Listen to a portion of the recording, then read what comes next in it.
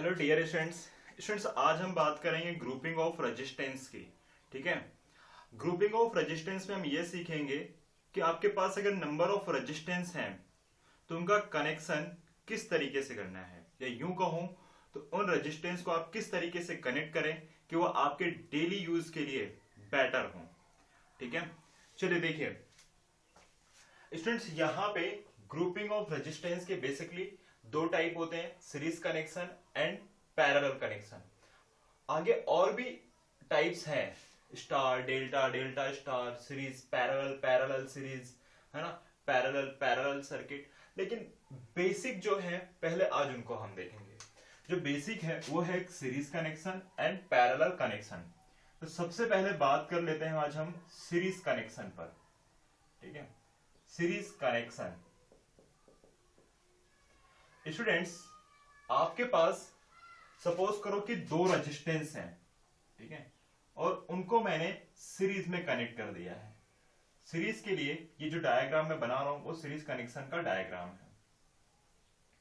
यहां पर कोई मैंने बैटरी लगा दी है। ठीक है स्टूडेंट्स, आपको ध्यान रखना है बैटरी का ये वाला जो टर्मिनल है, जिसको मैंने थोड़ा बड़ा इंडिकेट किया है मैंने, वो पॉजिटिव टर्मिनल होगा और ये नेगेटिव टर्मिनल। और यहां पे बैटरी का वोल्टेज यानी कि पोटेंशियल डिफरेंस आप मान लीजिए कि V है। ठीक है, ये दो रेजिस्टेंस है R1, ये वाला रेजिस्टेंस है R2। ठीक है स्टूडेंट्स, करंट हमेशा बैटरी के पॉजिटिव टर्मिनल से निकलेगी। करंट कहां से निकलेगी? बैटरी के पॉजिटिव टर्मिनल से। इसमें सपोज करो बैटरी के पॉजिटिव टर्मिनल से करंट निकलकर फ्लो होती है। करंट यहां से फ्लो होगी, ठीक है, रेजिस्टेंस R1 से होते हुए, ठीक है, और रेजिस्टेंस R2 से फिर होते हुए, और बाद में वही करंट बैटरी के नेगेटिव टर्मिनल पर आ जाएगी। स्टूडेंट्स, जो सीरीज कनेक्शन होता है, in series connection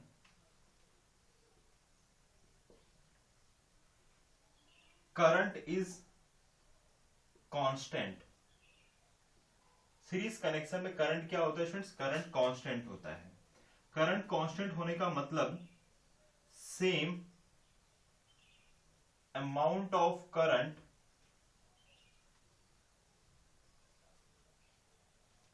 flowing through each resistance. आप रेजिस्टेंस की वैल्यू को कितना भी चेंज कर दो, ठीक है ना, R1, R2, R3, यहाँ पे R4, R6, R8 कुछ भी लगा दो, लेकिन सीरीज सर्किट में सभी रेजिस्टेंस पर पास होने वाला जो करंट होगा वो क्या होगा स्टूडेंट्स? सेम होगा। अगर यहां पर करंट सेम है स्टूडेंट्स, ठीक है, तो डिवाइड क्या होता है? वोल्टेज डिवाइड होता है। In this circuit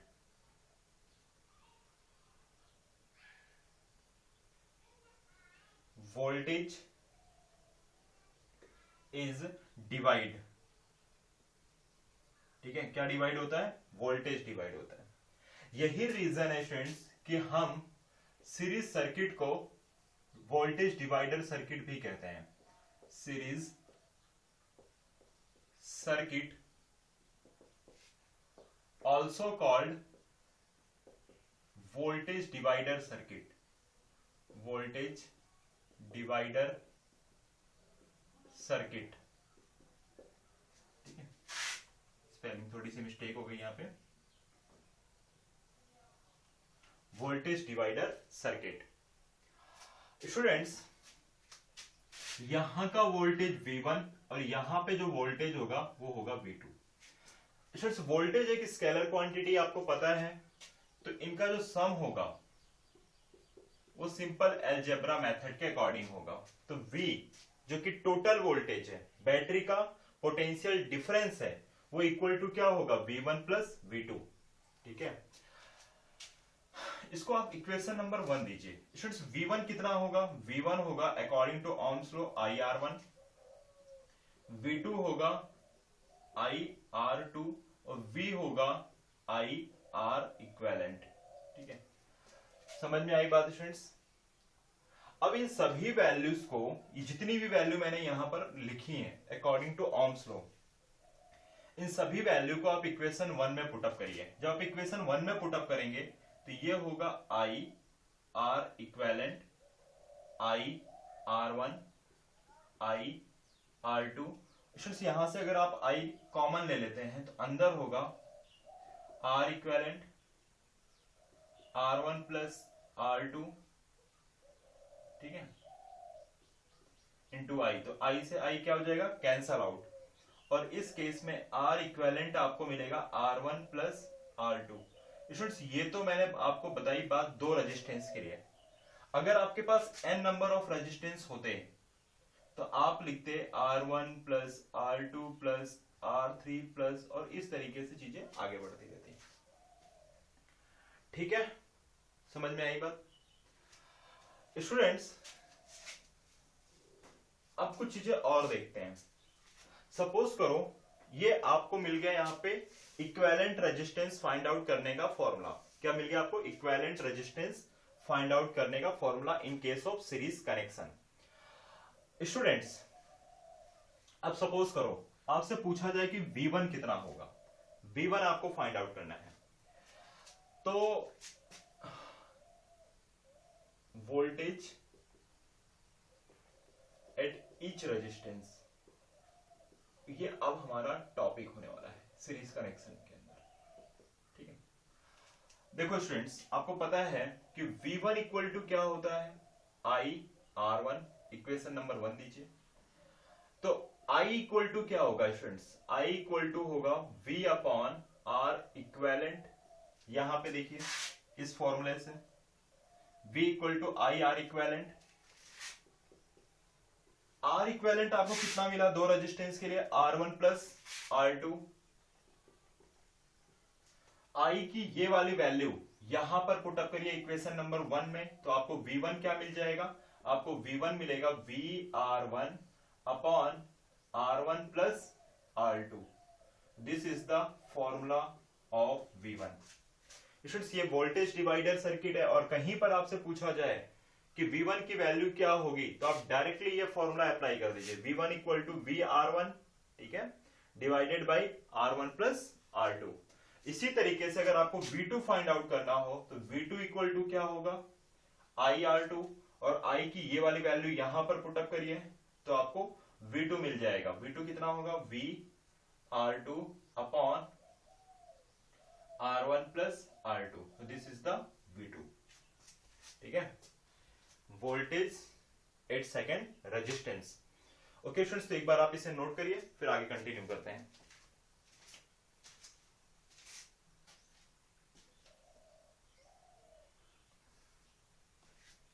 okay students, series connection में आगे कंटिन्यू करते हैं। ओके, तो हमने एक चीज देख ली है कि V directly proportional to R। Series connection में voltage directly proportional to R होता है और I कांस्टेंट होता है। अगर इस सर्किट में हम बात करें आगे, power consume by resistance, resistance में जो पावर कंज्यूम किया है अगर उनका हमें रेशियो फाइंड आउट करना हो तो यानी P1 raise to P2 raise to P3, अगर हमारे पास 3 रेजिस्टेंस होते तो वहां पे ये रिलेशन बनेगा R1 raise to R2 3। Students suppose करो कि अगर ये सर्किट कहीं से ब्रेक हो जाती है, ठीक है, if circuit is break at anywhere, कहीं पर भी, the flow of current will stop. ठीक है, ये बात आपको ध्यान में रखनी है। जैसे एक एग्जांपल देता हूं, सपोज करो यहां पे एक रेजिस्टेंस है और यहां पे सर्किट ना आपकी ब्रेक हो गई है, ऐसे ये R1 था आपका और ये था R2, और यहां पे सर्किट क्या हो गई है, ब्रेक हो गई है। ठीक है, अगर फ्रेंड्स यहां पर सर्किट ब्रेक हो गई है तो इसका मतलब कि इस सर्किट में पास होने वाली करंट क्या हो जाएगी, 0। ठीक है, पास होने वाली सर्किट क्या हो जाएगी, सॉरी, इस सर्किट में पास होने वाली जो करंट है वो क्या हो जाएगी, 0। ठीक है, स्टूडेंट्स आपको एक बात ध्यान में रखना है, for open circuit, open circuit में करंट का अमाउंट 0 होता है, ठीक है। और क्लोज सर्किट में, या अगर मैं बात करूं पहले शॉर्ट सर्किट के लिए, फॉर शॉर्ट सर्किट करंट कितनी होती है, इन्फिनिटी, है ना। Sir current always flow in close circuit, अगर सर्किट क्लोज नहीं है तो करंट पास नहीं होगी, यह बात आपको ध्यान में रखना है। सर्किट क्या होनी चाहिए, क्लोज होनी चाहिए, तभी करंट पास होगी। सर्किट अगर ओपन है तो करंट वहां पर 0 होगा। सर्किट अगर शॉर्ट सर्किट है ना, तो वहां पर करंट इंफिनिटी होगी। करंट तभी पास होगी जब सर्किट क्या होने वाली है, क्लोज, ठीक है। स्टूडेंट्स सीरीज कनेक्शन का अगर मैं एग्जांपल दूं आपके सामने, ठीक है, क्या रखूं मैं, एग्जांपल। तो आपने स्ट्रीट लाइट देखी होगी, स्ट्रीट लाइट या डेकोरेटेड लाइट जो होती हैं वो एग्जांपल हैं सीरीज कनेक्शन की। स्ट्रीट लाइट, ठीक है, डेकोरेटिव लाइट, ठीक है। Connection between fan and regulator, fan and regulator, ये कनेक्शन किसके हैं, सॉरी स्टूडेंट्स, ये एग्जांपल है किसके, सीरीज कनेक्शन के। यहां सभी जगह पर जो कनेक्शन होता है वो सीरीज कनेक्शन होता है, ठीक है students.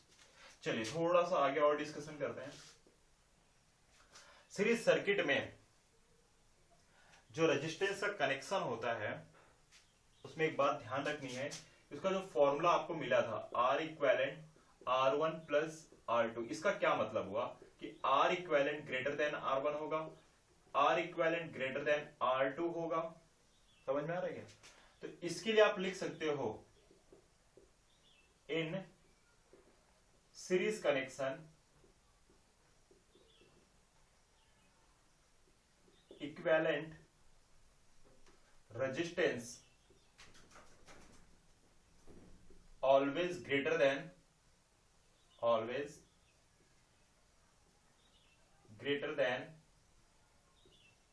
any individual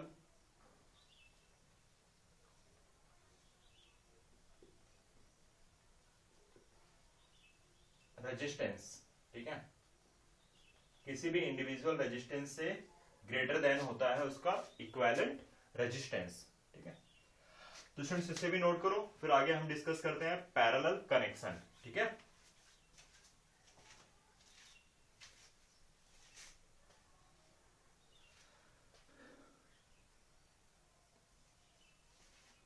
okay students, अभी हम बात करते हैं पैरेलल कनेक्शन की, ठीक है। पैरेलल कनेक्शन में मैंने दो रेजिस्टेंस लिए हैं आपको एक्सप्लेन करने के लिए। इस तरीके से अगर रेजिस्टेंस कनेक्टेड है, ठीक है, तो उन्हें हम कहते हैं पैरेलल कनेक्शन। स्टूडेंट्स यहां पर जो पोटेंशियल डिफरेंस है वो बैटरी के थ्रू हम लेंगे। बैटरी हमें क्या दे रही है, पोटेंशियल डिफरेंस, क्योंकि विदाउट पोटेंशियल डिफरेंस से करंट फ्लो नहीं होगा। यहां पर रेजिस्टेंस R1 है, यहां पर रेजिस्टेंस R2 है, ठीक है। मैंने थोड़ी देर पहले ही आपको बताया था करंट का फ्लो बैटरी के पॉजिटिव टर्मिनल से स्टार्ट होगा, ठीक है। अब आगे बढ़ते हैं। देखो पैरेलल कनेक्शन में, है ना, in parallel connection current have more than one path to flow,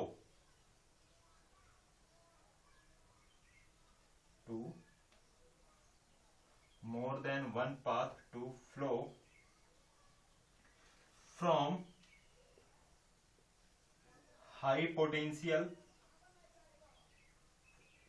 to low potential. समझ में आ रही बात है फ्रेंड्स? बट सीरीज कनेक्शन में क्या होता है? बट इन सीरीज कनेक्शन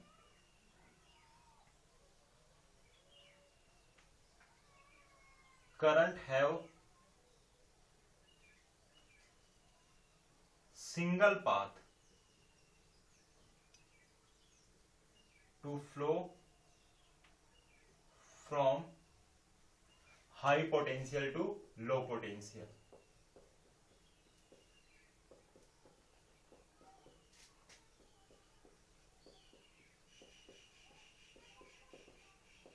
समझ में आया क्या? ये दोनों में डिफरेंस है, यही रीजन है।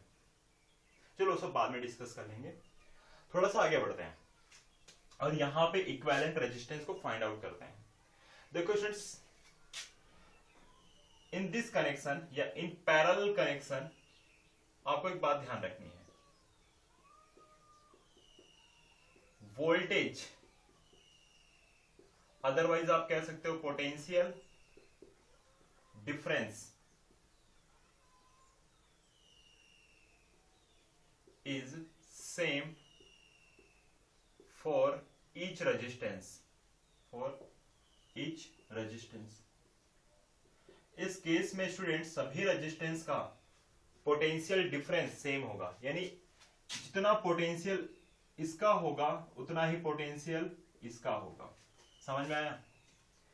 यहां पे बैटरी का पोटेंशियल V है, तो R1 एंड R2 का भी पोटेंशियल क्या होगा, पोटेंशियल डिफरेंस क्या होगा, वो भी V होगा। ठीक है, ये सर्किट कैसी सर्किट है? Current is divide in this connection. इस कनेक्शन में क्या डिवाइड होता है? करंट डिवाइड होता है। इसके लिए आप कह सकते हो parallel circuit is also called current divider circuit, current divider circuit. ठीक है स्टूडेंट्स, आपको पता है according to Ohm's law V equal to I R. ठीक है, ओम्स लॉ। अगर स्टूडेंट्स यहां पर V कांस्टेंट है तो आपको पता है कि I inversely proportional to R। Current resistance के साथ क्या है? इनवर्सली प्रोपोर्शनल है। करंट जहां पर ज्यादा होगा वहां रेजिस्टेंस कम होगा, जहां रेजिस्टेंस कम होगा वहां करंट ज्यादा होगा। ठीक है, और V क्या है स्टूडेंट्स इस केस में? इस केस में जो V है वो कांस्टेंट है। ठीक है, अगर मैं बात करूं पावर कंज्यूम करने की, कौन सा रेजिस्टेंस, सॉरी पावर कंजप्शन के साथ रेजिस्टेंस का रिलेशन क्या होगा, अगर मैं उसको डिस्कस करूं तो वो आपको मिलने वाला है यहां पे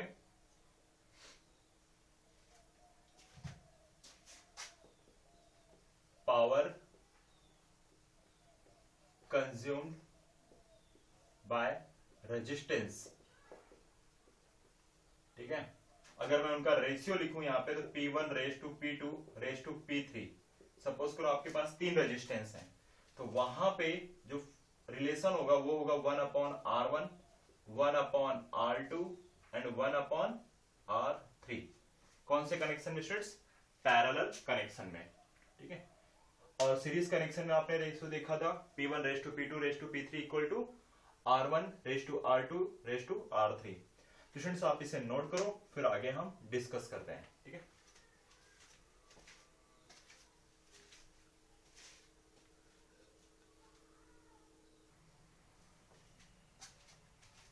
ओके स्टूडेंट्स, बात करते हैं पैरेलल कनेक्शन को। पैरेलल कनेक्शन में करंट डिवाइड होती है, ये चीज तो क्लियर हो गई। तो सपोज कर लो कि I1 जो करंट है, ठीक है ना, वो रेजिस्टेंस R1 के अक्रॉस फ्लो हो रही है, एंड जो करंट I2 है, करंट I2 वो R2 के अक्रॉस फ्लो हो रही है। ठीक है, करंट एक कैसी क्वांटिटी है? टेंसर क्वांटिटी है, तो वहां पे जो सम ऑफ इंडिविजुअल करंट होगी वो इक्वल टू इक्विवेलेंट करंट होगी। यहां पर हमने दो रेजिस्टेंस की बात की है, तो I equal to I1 plus I2। Students I1 equal to होगा V अपॉन R1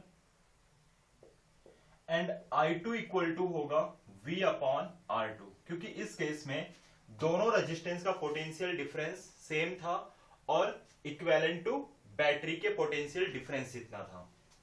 और जो I होगा स्टूडेंट्स वो होगा V अपॉन R इक्विवेलेंट। ठीक है, चलिए ये सभी वैल्यू हम इक्वेशन नंबर 1 में पुट अप कर देते हैं। तो यहां पर आपको मिलेगा I1 के प्लेस पर रखिए, सॉरी I के प्लेस पर रखिए V upon R equivalent, V upon R1 and V upon R2। ये वैल्यू मैंने यहां से उठाकर इक्वेशन नंबर 1 में पुट अप कर दी है। स्टूडेंट्स यहां से अगर मैं V कॉमन ले लूं, ठीक है ना, V अगर मैं कॉमन लूं तो अंदर होगा 1 upon R1 plus 1 upon R2, तो V से V कैंसल आउट हो जाएगा और 1 अपॉन R इक्विवेलेंट होगा 1 upon R plus 1 upon R2। Students हमें क्या फाइंड आउट करना है, हमें फाइंड आउट करना है R इक्विवेलेंट, ठीक है ना, लेकिन हमें मिला क्या है 1 अपॉन R इक्विवेलेंट, तो इसको सॉल्व करना पड़ेगा आपको। तो 1 upon R equivalent equal to, इन दोनों का एलसीएम ले लीजिए, तो ये होगा R1 इंटू R2 और यहां आएगा R2 प्लस R1। अब स्टूडेंट्स इनको रेसिप्रोकल कर दो तो आपको R इक्विवेलेंट मिल जाएगा R1 into R2 divided by R1 plus R2। Students यहां पे हमने क्या किया है, सम किया है, सॉरी इनवर्सली जो बोलते हैं ना, ये 1 upon R equivalent 1 upon R1 plus 1 upon R2, इनका इनवर्स सम होता है ये। ठीक है, अगर मैं 3 रेजिस्टेंस के लिए बात करूं तो वहां पे इक्विवेलेंट रेजिस्टेंस के लिए क्या फॉर्मूला होगा, 1 upon R1 plus 1 upon R2 plus 1 upon R3, और ऐसे अगर आप n नंबर तक जाओगे तो ये चीजें ऐसे ही कंटिन्यू रहेंगी। ठीक है students, this is the formula of equivalent resistance. अब थोड़ा सा आगे और डिस्कस करते हैं। R equivalent less than R1 है and R equivalent also less than R2। इसका क्या मतलब हुआ, इसका मतलब हुआ कि equivalent resistance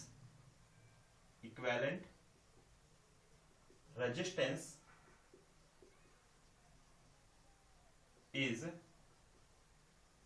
less than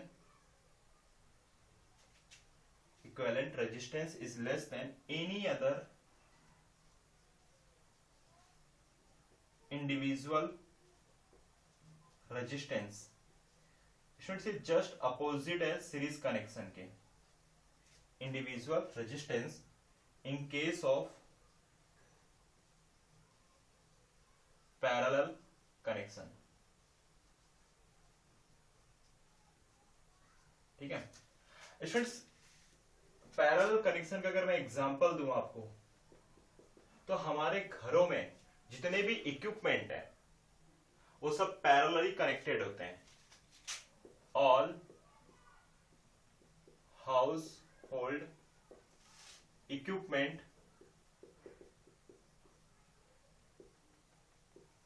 connected in parallel.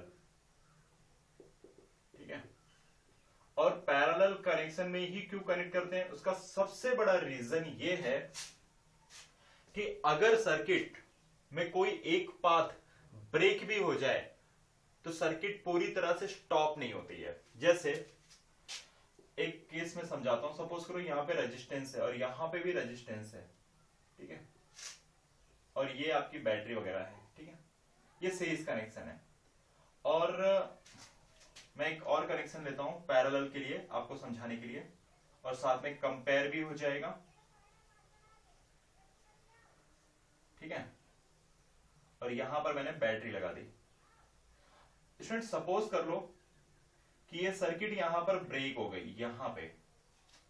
ठीक है, तो क्या होगा, यहां से तो करंट आई निकलेगी, लेकिन यहां से जब करंट आई आगे जाएगी तो देखेगी कि सर्किट क्या है स्टूडेंट्स, सर्किट ओपन है, और आपको मैंने बता दिया है कि ओपन सर्किट में करंट क्या हो जाएगी, जीरो।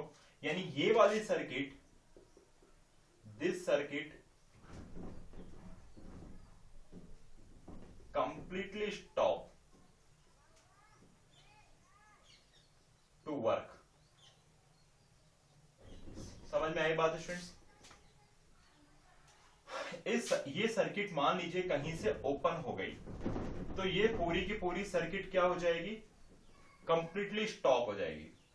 अगर मैं ये कहूं कि ये वाला रेजिस्टेंस डैमेज हो गया और ये वाला रेजिस्टेंस बहुत अच्छा, अच्छी क्वालिटी का, बिल्कुल नया का नया लाके आपने लगा दिया, फिर भी ये वर्क नहीं करेगा। क्यों?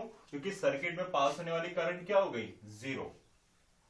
लेकिन स्टूडेंट्स यहां पर क्या होता है, यहां से करंट आई आती है और इस पॉइंट पर आकर करंट डिवाइड हो जाती है।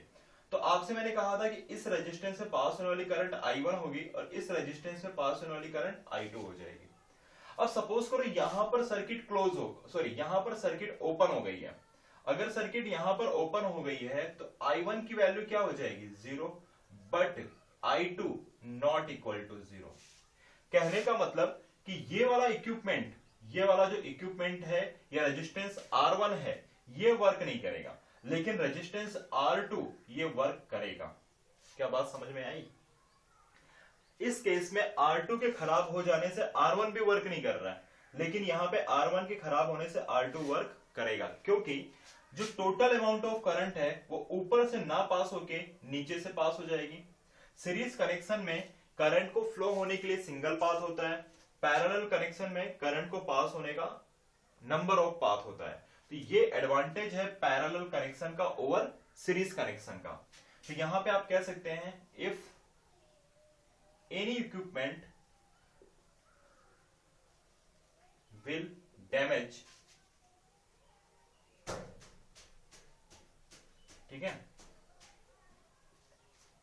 If any equipment will damage, it doesn't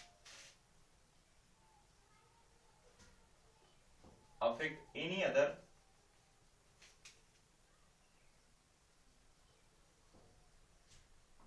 equipment, they will work properly, they will work properly। और ये बात कहां पर है स्टूडेंट्स, सीरीज कनेक्शन में, सॉरी पैरेलल कनेक्शन में। कौन सा कनेक्शन था, पैरेलल, और ये कनेक्शन था सीरीज का। ओके स्टूडेंट्स, तो होप कि आपको ये समझ में आ गया होगा जो मैंने आपको एक्सप्लेन किया। यहाँ पे दोनों में डिफरेंस बताया मैंने। अगर आप इसे नोट कर लीजिए, फिर आगे हम कंटिन्यू करते हैं, ठीक है। होप कि आपने ये वाला नोट कर लिया होगा।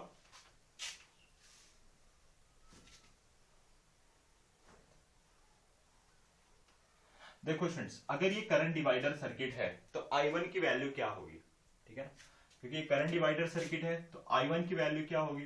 देखिए स्टूडेंट्स, I1 इक्वल टू क्या होता है, I1 इक्वल टू होता है V अपॉन R1, ठीक है। और स्टूडेंट्स I इक्वल टू क्या होता है, V अपॉन R इक्वेलेंट, ठीक है। तो R इक्वेलेंट कितना मिला था स्टूडेंट्स आपको, R1 into R2 divided by R1 plus R2 था, जो कि ऊपर जाके V से मल्टीप्लाई में आ जाएगा। ओके स्टूडेंट्स, ये था आपका I। इसको इक्वेशन नंबर 1 दीजिए और इसको इक्वेशन नंबर 2 दीजिए। अगर इक्वेशन 2 की वैल्यू मैं 1 में पुटअप कर दूं तो मुझे करंट मिल जाएगी। I1 इक्वल टू होगा, सॉरी स्टूडेंट्स, यहां से अभी हमें V की वैल्यू फाइंड आउट करनी पड़ेगी। तो V इक्वल टू क्या हो जाएगा स्टूडेंट्स, V इक्वल टू होगा I R1 into R2 divided by R1 plus R2। और स्टूडेंट्स ये वाली वैल्यू यहां V के प्लेस पर पुटअप करनी है, ठीक है। तो स्टूडेंट्स ये हो जाएगा I1 इक्वल टू V के प्लेस पर ये वैल्यू रखो, I R1 into R2 divided by R1 plus R2। Students ये किसकी वैल्यू हो गई, V की, और यहां डिवाइडेड बाई में क्या है, R1, ठीक है। तो स्टूडेंट्स R1 से R1 कैंसल आउट हो जाएगा, तो I1 की वैल्यू क्या मिलेगी, I1 की वैल्यू मिलेगी I R2 divided by R1 plus R2. This is the formula of current flowing in circuit या flowing through any resistance. तो स्टूडेंट्स R1 वाले रेजिस्टेंस में I1 करंट पास होगी और I1 करंट किसके इक्वल है, IR2 divided by V divided by R1 plus R2 की जितना. ठीक है, चलिए थोड़ा सा आगे और मूव करते हैं और I2 को फाइंड आउट करते हैं. I2 इक्वल टू होगा V अपॉन R2 और V की ये वाली वैल्यू यहां पर पुटअप करिए तो I2 इक्वल टू हो जाएगा, V की ये वैल्यू रखनी है, V के प्लेस पर आप रखिए I R1 R2 divided by R1 plus R2 multiply 1 by R2. तो R2 से R2 कैंसल हो जाएगा और I2 आपको मिलेगा I R1 divided by R1 plus R2. तो दिस इज द करंट. ठीक है, this is the current in second resistance. और इस तरीके से आप अगर आप वहां पे 3 रेजिस्टेंस होंगे, 4 रेजिस्टेंस होंगे तो उनके लिए भी करंट को फाइंड आउट कर सकते हैं. ओके फ्रेंड्स, तो आप इसे नोट करो. ठीक है, अच्छे से नोट बना लो, नोट कर लो. ठीक है,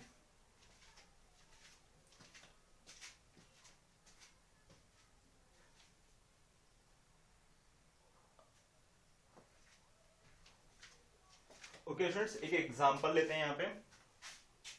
सपोज करो कि आपके पास 10 ओम के 3 रेजिस्टेंस हैं. ठीक है, इस तरीके से स्टूडेंट्स उनको मैंने सीरीज में कनेक्ट कर दिया है. देखो, ohm is the SI unit of resistance. तो स्टूडेंट्स इस पॉइंट का नाम मैंने ए दे दिया है, इस पॉइंट का नाम मैंने बी दे दिया है. और आपसे पूछा गया what is the equivalent resistance, what is the equivalent resistance between A and B. तो equivalent resistance A and B क्या होगा, आपको ध्यान से देखना है. यहां पे इसको बोलेंगे सीरीज कनेक्शन, क्योंकि करंट को फ्लो होने के लिए यहां पर एक सिंगल पाथ है. तो ए और बी के बीच में जो इक्विवेलेंट रेजिस्टेंस होगा वो होगा R1. ये वाला रेजिस्टेंस है R1, ये है R2 और ये है R3. तो आप क्या लिखेंगे, R1 plus R2 plus R3. तो टोटल कितना हो जाएगा, 10 प्लस 10 प्लस 10 मतलब कि 30 ओम. तो स्टूडेंट्स देखो, आपको जो RAB मिला वो कितना मिल गया है, 30 ओम. ठीक है, समझ में आ रही बात. कौन से कनेक्शन में, सीरीज कनेक्शन में. यहां पर एक चीज तो क्लियर है कि RAB ग्रेटर देन R1 है, RAB ग्रेटर देन R2 भी है और RAB ग्रेटर देन R3 भी है. ठीक है, क्योंकि R1 की वैल्यू 10, R2 की वैल्यू भी 10, R3 की भी वैल्यू 10, बट RAB की वैल्यू क्या है, 30. और ये चीज आपको कहां पर मिली है, सीरीज कनेक्शन में.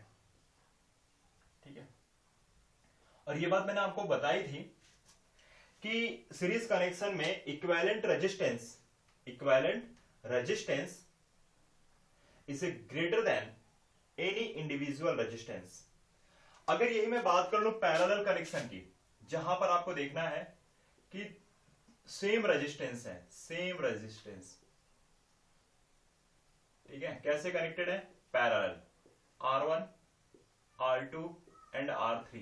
ठीक है, ये वाला पॉइंट मान लेते हैं कि A है और ये वाला पॉइंट है B. Students R1 R2 R3 same value है, सेम मैग्नीट्यूड. कैसे कनेक्टेड है, पैरेलल. तो आप क्या लिखोगे, 1 अपॉन RAB. लेकिन कैसा कनेक्शन है, पैरेलल कनेक्शन. यहां पर आपको फाइंड आउट करना है equivalent resistance between A and B.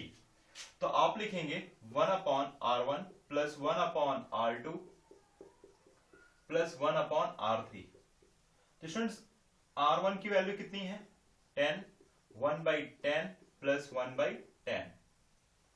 जब आप इनको ऐड करोगे तो क्या मिलेगा, 3 बाई 10. तो RAB कितना हो जाएगा, RAB हो जाएगा स्टूडेंट्स यहां पे 10 बाई 3 ओम. समझ में आई बात है स्टूडेंट्स. आप कंपेयर कर सकते हो इसका और इसका. ठीक है, तो स्टूडेंट्स यहां पर क्या है, RAB लेस देन R1 है, RAB लेस देन R2 है और RAB लेस देन R3 है। तो ये चीज कहां पर मिली स्टूडेंट्स? पैरेलल कनेक्शन में। पैरेलल कनेक्शन में जो रेजिस्टेंस होते हैं वो डिवाइड होते चले जाते हैं, सीरीज सर्किट में रेजिस्टेंस सम होते जाते हैं। तो इस हिसाब से आप कह सकते हो कि RAB in series connection greater than RAB in parallel connection. Conditions ध्यान रखना है, if same resistance is connected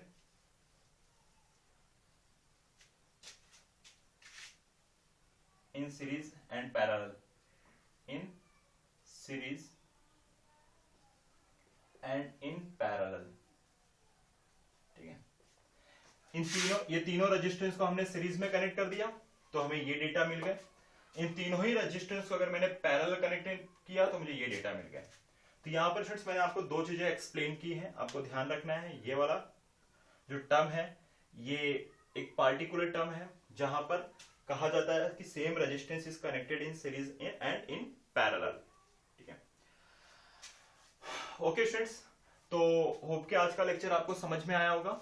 series and parallel connection को और अच्छे तरीके से समझने के लिए कल हम कुछ एग्जांपल्स करेंगे सीरीज पैरेलल कनेक्शन के बेस पर, ठीक है।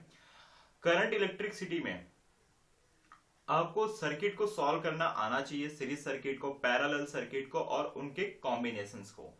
हर बार सीरीज पैरेलल कनेक्शन के बेस पर बहुत सारे एग्जांपल्स पूछे जाते हैं आपके JEE, NET and even advance में भी, ठीक है। सीईटी के एग्जाम में तो आते ही हैं, नो डाउट, ठीक है। तो आपको अच्छे तरीके से समझ लेना है। Okay students.